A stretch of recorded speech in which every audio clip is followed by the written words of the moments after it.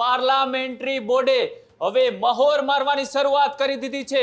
એ ભારતીય જનતા પાર્ટીએ લિસ્ટ છે તે અરવલ્લીનું પણ જાહેર કર્યું છે। 30 જેટલી જિલ્લા પંચાયતની સીટ છે અને 30 જિલ્લા પંચાયતની સીટના એ 30 ઉમેદવાર જે છે તે અત્યારે મેદાન આવે છે। ભિલોડા બેઠક પરથી કોમલબેન ભરતભાઈ પરમાર, ધનસુરા જિલ્લા પંચાયત સીટ પરથી ઉમેશભાઈ મનહરલાલ નીનામા છે। મોટા કંથારિયા બેઠક પરથી બકુલાબેન દિલીપભાઈ કટારા જે કલાકો પહેલા જ ભાજપમાં જોડાયા છે, જેમને ખેસ પહેર્યો છે। એ ઓડ બેઠક પરથી છે પૂર્વ આઈપીએસ મનોજકુમાર લલ્લુભાઈ નીનામા। ઉભરાણ બેઠક પરથી કૃષ્ણા કુમારી શૈલેન્દ્રસિંહ પરમાર છે। ત્યારે જ ન્યૂઝરૂમ ગુજરાતની યુટ્યુબ ચેનલને સબસ્ક્રાઇબ કરો અને ઇન્સ્ટાગ્રામ અને ફેસબુક પર ફોલો કરો। અપડેટ રહો, સત્યની સાથે રહો।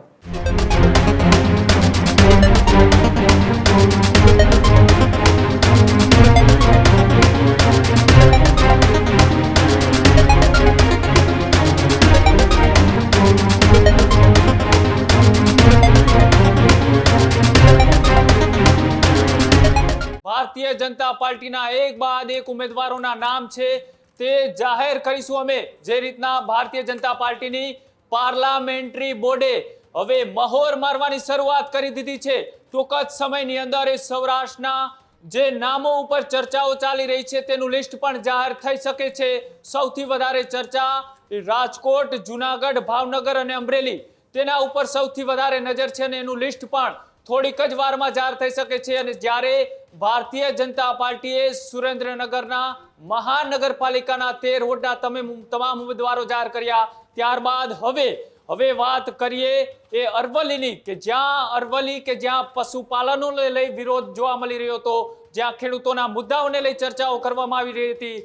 રોડ રસ્તાઓની વાત હોય કે પછી સ્થાનિક મુદ્દાઓની વાત હોય, આ તમામની વચ્ચે એ ભારતીય જનતા પાર્ટીએ લિસ્ટ છે તે અરવલ્લીનું પણ જાહેર કર્યું છે। અરવલ્લીના તમામ નામોની અમે તમને એક બાદ એક એ જાહેરાત કરશું, વાત કરીશું કયા એવા ચર્ચિત નામોને અરવલ્લીની અંદરથી ઉતારવામાં આવ્યા છે અને સાથે જે નામ ચર્ચાઓમાં હતું, ગણતરીની કલાકો પહેલા જ ભારતીય જનતા પાર્ટીમાં જોડાણું એ નામ એટલે કે પૂર્વ આઈપીએસ નીનામા, તેમને પણ એ ઉતારવામાં આવ્યા છે ચૂંટણીના જંગમાં। પ્રદીપ, જે રીતના અરવલ્લી કે કયા નામો ઉપર હવે ભારતીય જનતા પાર્ટીએ મોહર મારી?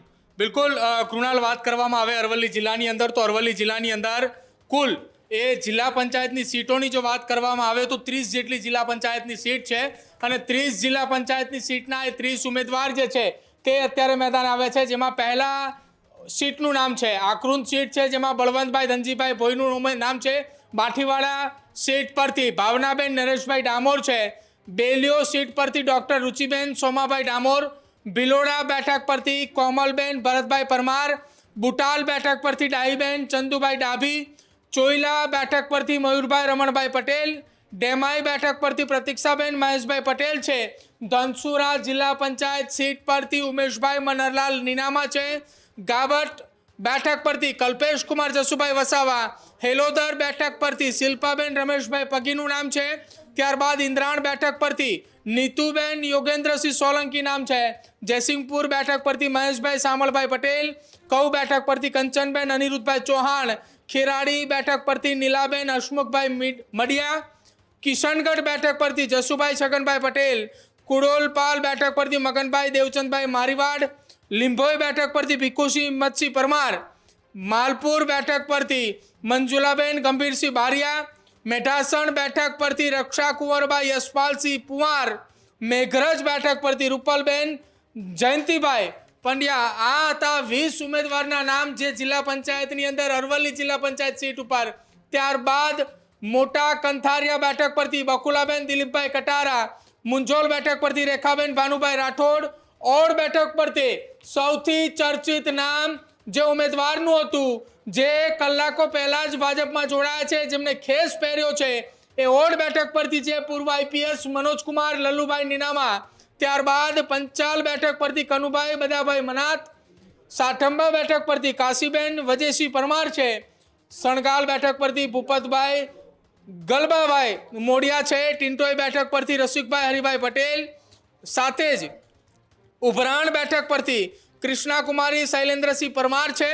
ઉંટરડા બેઠક પરથી પરમાનંદ સોમાભાઈ પરમાર અને વડાગામ બેઠક પરથી રજનીકાંત મણીલાલ પટેલ। આ સૌ કોઈ નામ એ અરવલ્લી જિલ્લા પંચાયતની સીટના છે અને હવે અરવલ્લી જિલ્લા પંચાયત સીટની સાથે સાથે અરવલ્લી જિલ્લા અંતર્ગત આવતા તમામ જિલ્લાની અંદર આવતી તમામ તાલુકા પંચાયત અને મહાનગરપાલિકાની વાત કરીએ, એક બાદ એક તાલુકા પંચાયતની સીટના ઉમેદવારોના નામ પણ અમે આપને જણાવીશું, જેમાં દાવેદાર હતા અને જેની સામે ટિકિટ કોને મળી છે તેના નામની ચર્ચા કૃણાલ એક બાદ એક બેઠકો ઉપર ચર્ચાઈ રહી છે અને સવારથી હવે ઉમેદવારોની યાદી પણ જાહેર થઈ ચૂકી છે. જી બિલકુલ, હવે થોડીક ક્ષણોની અંદર એ લો બેંક છે તે પૂર્ણ થઈ ચૂક્યું છે, આખરી મોહર લાગી ચૂકી છે ભારતીય જનતા પાર્ટીના એ તમામ નામોની થોડીક જ વારમાં એ જાહેરાત પણ થવા જઈ રહી છે. તે પહેલા સૌથી પહેલા એ સુરેન્દ્રનગર મહાનગરપાલિકા નામો છે તે પણ સામે આવી ચૂક્યા છે. હજુ સુધી તમે અમારી ચેનલને સબસ્ક્રાઇબ નથી કરી તો અત્યારે જ ન્યૂઝરૂમ ગુજરાતને સબસ્ક્રાઇબ કરો, ફેસબુક અને ઇન્સ્ટાગ્રામ પર ફોલો કરો.